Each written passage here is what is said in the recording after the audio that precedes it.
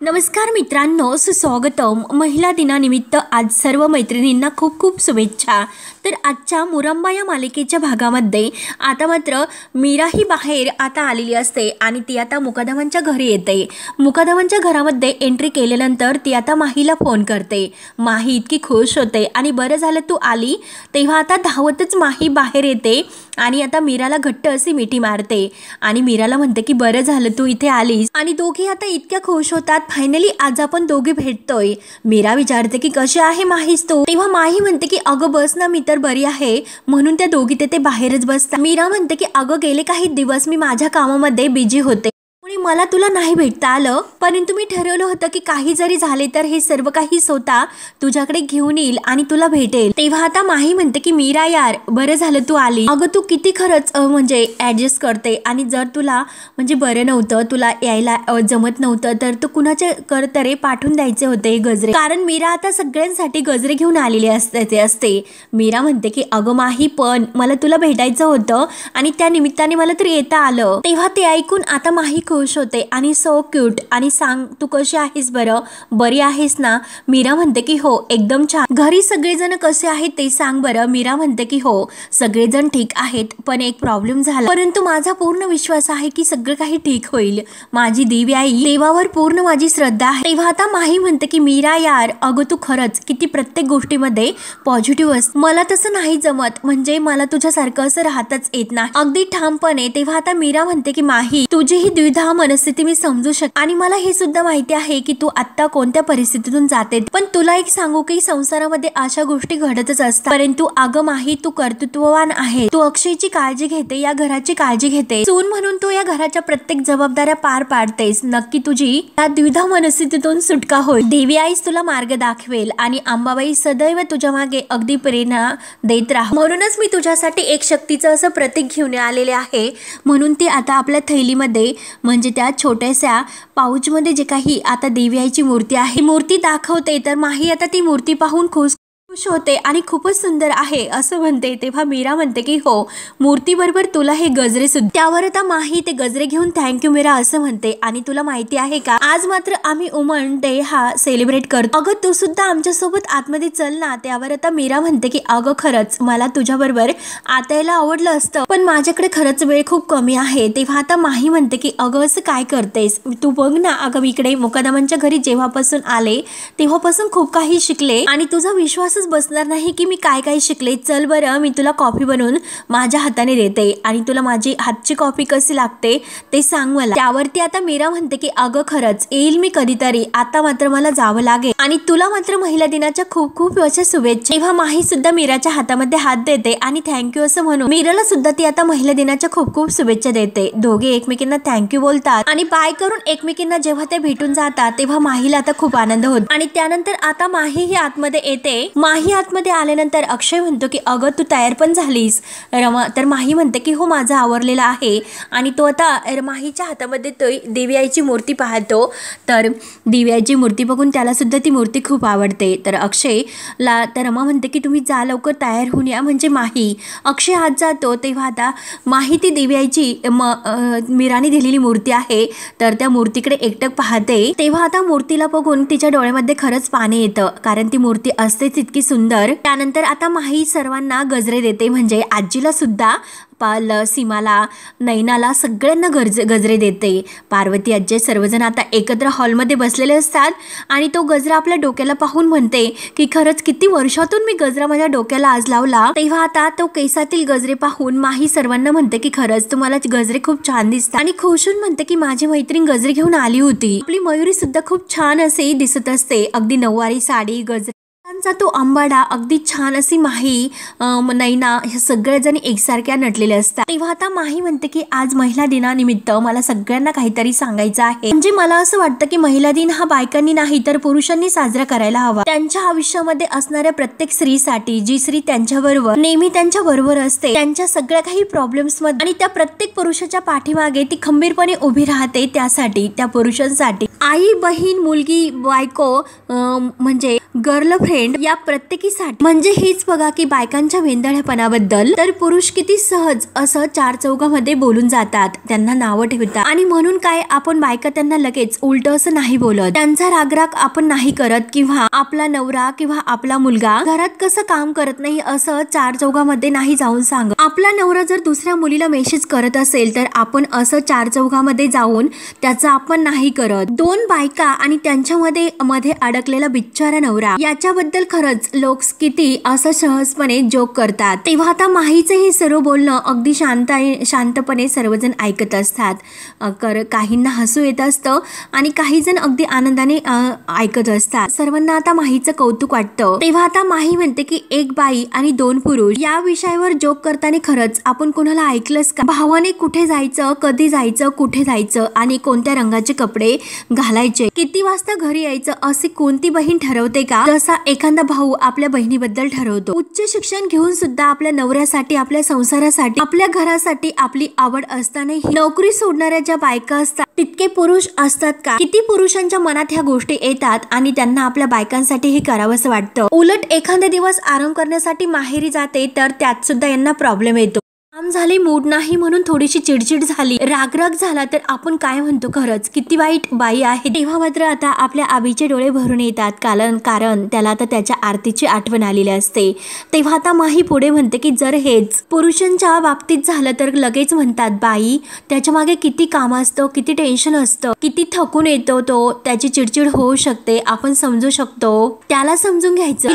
समजून घेण्याचं काय, तिला तर कोणी समजून घेत नाही म्हणून माहीचे डोळे सुद्धा आता भरून येतात. तीच किती काही समजून घेत असते, तिचं माहेर, तिच्या सासरची माणसं, त्यांची मनं, तिच्या माहेरची माणसं, त्यांच्या जबाबदार, सासू सासऱ्यांचा आजारपण, नवरा, मुलं बाळ, त्यांचं शिक्षण, त्यांचा अभ्यास, त्यांचं आरोग्य, त्यांचे छोटे मोठे प्रॉब्लेम, घरातील सगळ्या काही छोट्या छोट्या गोष्टी, चिडचिड, रागराग सगळं काही ती आता सांभाळते आणि ते पण आनंदात राहून. इतकं सगळं करून सुद्धा मग आपण ह्या सगळ्याच्या बदल्यात तिला काय देतो बरं? करा की जर ती नसती तर त्याचं काय झालं असतं. तेव्हा आता माहीचं हे बोलणं ऐकून सर्वांना अगदीच माहीचं कौतुक वाटतं.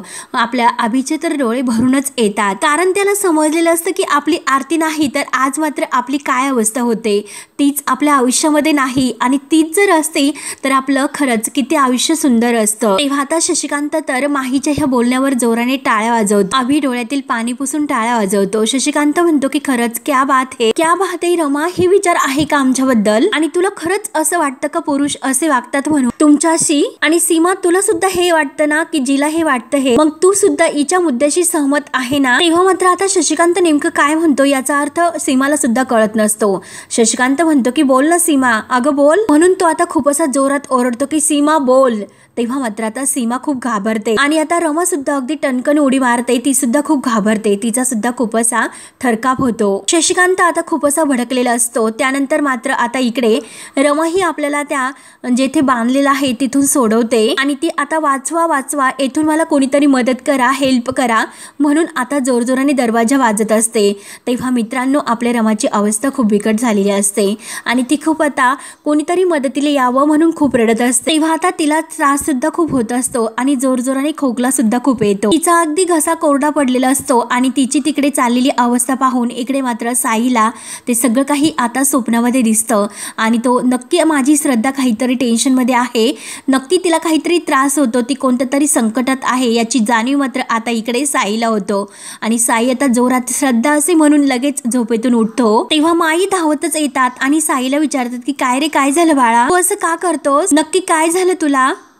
साईला फक्त श्रद्धाची म्हणजे रमाची काळजी असते आणि श्रद्धा कुठे असतील, त्यांना काही झाले तर नसेल ना, त्या सुखरूप तर असतील ना, असे असंख्य प्रश्न त्याच्या मनात येतात. म्हणून तो आता डोळ्यामध्ये पाणी आणत देवाला हात जोडतो. माई त्याच्या डोक्यावरून प्रेमाचा हात फिरवतात. त्यानंतर आता इकडे शशिकांत अगदी धमकावून सीमाला विचारतो की बोल ना सीमा, मी तुला काय विचारतो, तुला ह्या म्हणजे रमाचे बोलणं पटतं, रमाचे जे काही ती सांगते त्यावर तुझा विश्वास आहे, तू त्याला सहमत आहे म्हणजे आम्ही तुमचा आवाज दाबतो असं तुम्हाला म्हणायचं, बोल ना. म्हणून शशिकांत आता खूप असा भडकतो. तेव्हा अक्षयला राग येतो. अक्षय म्हणतो की शशिकांत मुकादम, तुम्ही माझ्या आईशी असं नाही वागू शकत, तुम्ही असं घाबरू नका. तेव्हा आता शशिकांत म्हणतो की काय झालं, का तिने असं काय घाबरायला हवं, आणि ती तर घाबरते आणि जर कोणत्या पुरुषांनी आवाज चढवला तर बायका लगेच घाबरतात, काय बोलावंही सुचत नाही आणि मग एखादा पुरुष त्यांच्या मदतीला धावून येतो। जसं आता तू तुझ्या आईच्या मदतीला धावून आलास, परंतु ती मात्र स्वतःहून हे का बोलली नाही? कारण बायकांनी सुद्धा आपल्यावर जो काही अन्याय होतो त्याचा आवाज उठवायला हवा,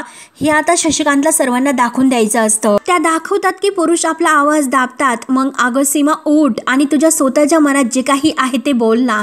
तेव्हा कुठे आता सर्वांच्या जीवात जीव येतो। म्हणजे शशिकांत आता शांत आहे, तो काहीतरी हे आता बायकांना मदत करण्यासाठीच करतोय आणि त्यांचा आवाज उंचावा, त्यांनी आपल्या अन्यायाविरुद्ध लढवावं, बोलवावं, असे यासाठी तो प्रयत्न करत असतो आणि सीमाला समजावतो। शशिकांत आता सीमाला धरतो, उभा करतो आणि सीमा मला असं वाटतं की तू स्वतःच्या पायावर उभी राहावं। तेव्हा आता पार्वती आजी म्हणते की शशिकांत अरे तू काय बोलतोस? तेव्हा शशिकांत म्हणतो की आई जे खरं आहे तेच बोलतो। आई जरा विचार कर, जर सीमा माझ्या सोबत नसती तर माझं काय झालं असतं? अगं जेलमध्ये मी खरंच सडत पडलं असतो। आणि माहीकडे बोट दाखवत म्हणतो की ही रमा माझी सून आणि आई तू नसती तर काय झालं असतं माझं? तेव्हा माही आता थोडीशी कावरी बावरी होते, तिला मात्र आता काही कळत नसतं। आता सीमा लगेच शशिकांतचं हे सर्व बोलणं ऐकून शशिकांतला म्हणते की जर नैना नसती तर? तेव्हा आता नैना म्हटल्यानंतर सर्वांना एक प्रकारचा मोठा धक्का बसतो, सीमाचे डोळे भरून येतात। तेव्हा आता सीमा शशिकांत जवळ येते आणि विचारते की सांगा की जर नैना नसती तर मात्र तुम्ही जेलमध्ये असता। जर नैनाच्या जागी जर दुसरी कोणती मुलगी असती तर तिने तुम्हाला ब्लॅकमेल केलं असतं, तुम्हाला त्रास दिला असता, तुम्हाला शाप दिला असता, तुम्हाला ब्लॅकमेल केलं असतं, तुमच्याकडून पैसे उकळले असते आणि त्या मुलीने तुमची बदनामी सुद्धा केली असती। पण नाही, नैनाने असं काही केलेलं नाही, कारण नैना खूप चांगली मुलगी आहे। तेव्हा आता नैना म्हटल्यानंतर शशिकांत लगेच खाली मान घालतो आणि नैनाची किंमत सुद्धा आज सीमामुळे त्याला कळते। सीमा रडतच म्हणते की चार चौकात लोकांना असं वाटत असेल की ती माझी सवत आहे, म्हणून सीमा आता नैनाला आवाज देते, नैना नैना। तेवढ्यात नैना सुद्धा आता खूप छान तयार होऊन ते सर्वांसमोर येते। सर्वजण आता नैनाकडे बघत असतात। अक्षयला मात्र नैनाचा राग असतो, तो लगेच आपले डोळे नैनाकडे बघून झाकून घेतो। तेव्हा सीमा आपला हात पुढे करते, नैना ए, अगं घाबरू नकोस ए। सीमा आता नैनाला जवळ घेते आणि नैना माझी सखी आहे, माझी मैत्रीण आहे, नैना खरंच खूप चांगली मुलगी आहे, नैना एक आई आहे की जिचा जीव आपल्या मुलासाठी तुटतो। तेव्हा आता माही त्या दोघींचं प्रेम पाहून खूप खुश होते। पार्वती आजीला सुद्धा आता सीमाचा कौतुक वाटतं, अभिमान वाटतो। तेव्हा नैना आता सर्वांकडे अगदी डोळे भरून पाहत असते। तर सीमा म्हणते की नैना आता आपल्या घरामध्ये आजपासून आपल्या घरातच राहणार आहे। तेव्हा आता शशिकांतला मात्र थोडंसं बरं वाटतं, त्याला काही असं वाटत नाही, तो डोळे भरून आपल्या सीमाकडे पाहत असतो। परंतु अक्षयला मात्र हे काही पटत नाही। सीमा आता अगदी तिला प्रेमाने जवळ घेत म्हणते की नैना आता या घरातील एक सदस्य बनून आपल्या सोबत कायम राहणार आहे। म्हणून नैना आणि सीमी एकमेकांना प्रेमाने मिठी मारतात आणि दोघी आता इतक्या एकमेकांना कडकडून भेटतात, दोघींचे डोळे भरून येतात। पार्वती आजीला सुद्धा खूप छान वाटतं, नैना सुद्धा रडत असते। तर सीमा तिला समजावते आणि नैनाला जवळ घेत सीमा आता सर्वांना म्हणते की कोण म्हणतं की दोन स्त्रिया आता वैरिणी असतात, एकमेकींच्या दुश्मन असतात? नाही, असं काही नसतं। तेव्हा आता शशिकांत डोळ्यामध्ये पाणी आणत म्हणतो की सीमा एकदम तू खरं बोलते। तेव्हा मात्र आता माहीचे डोळे अगदी भरून येतात। माही रडतच म्हणते की yes, women's day is about and we are doing celebrating. आज असं मुद्दाम ती आता अक्षय समोर खोटं बोलते, कारण तिला इंग्लिश येत नाही असं ती दाखवते।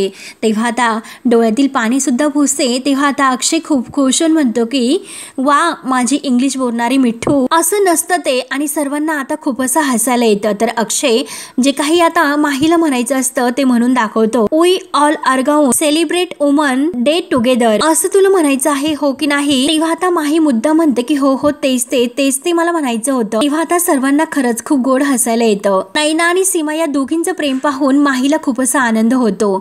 त्यानंतर आता इकडे साईचं कशातच मन लागत नसते, सारखी त्याला आता रमाची आठवण येते। माई काम करत असते, परंतु तिचं लक्ष आता साईकडे असतं। साई कुठेतरी निघालेला असतो, तर माई विचारतात की काय रे पोट्ट्या, अरे कुठे निघालास तू? कारण त्याने आता गाडीची चावी हातामध्ये घेतलेली असते। तेव्हा आता साई म्हणतो की माई, आपण त्यांना विचारायला हवं होतं की त्या कुठे जाऊ राहिल्या, नक्की त्यांना काय असं आठवलं आणि नक्की त्यांचा भूतकाळ काय होता, आणि आपण मात्र त्यांना असंच जाऊन दिलं ग। त्यामुळे आता त्या कुठे असतील, नक्की त्यांच्या घरी त्या पोहोचल्या असतील किंवा नाही, आपल्याला काही सुद्धा माहिती नाही झालं। मग नक्की आपण त्यांचा विचार करायला नको का त्या कुठे गेल्या असतील? आणि त्यात म्हणजे मला एक असं स्वप्न पडलं, ते स्वप्न खरंच खूप वाईट आणि भयंकर होतं। त्यामुळे माई मला जायला हवं, मला खरंच काहीच कळत नाही, मला फक्त त्यांची काळजी वाटते की नक्की त्या कुठे असतील। तेव्हा आता माई म्हणतात की अरे बाप्पा, एवढ्या मोठ्या शहरामध्ये तू कुठे तिला शोधून राहणारच रे, कुठे ती तुला सापडेल? अरे पोट्ट्या, तिला माहिती तरी असेल का तुला तिच्याबद्दल काय वाटतं ते? अरे ती कशाचाही विचार न करता निघून गेली. तेव्हा आता साई ऐकायला तयार नसतो.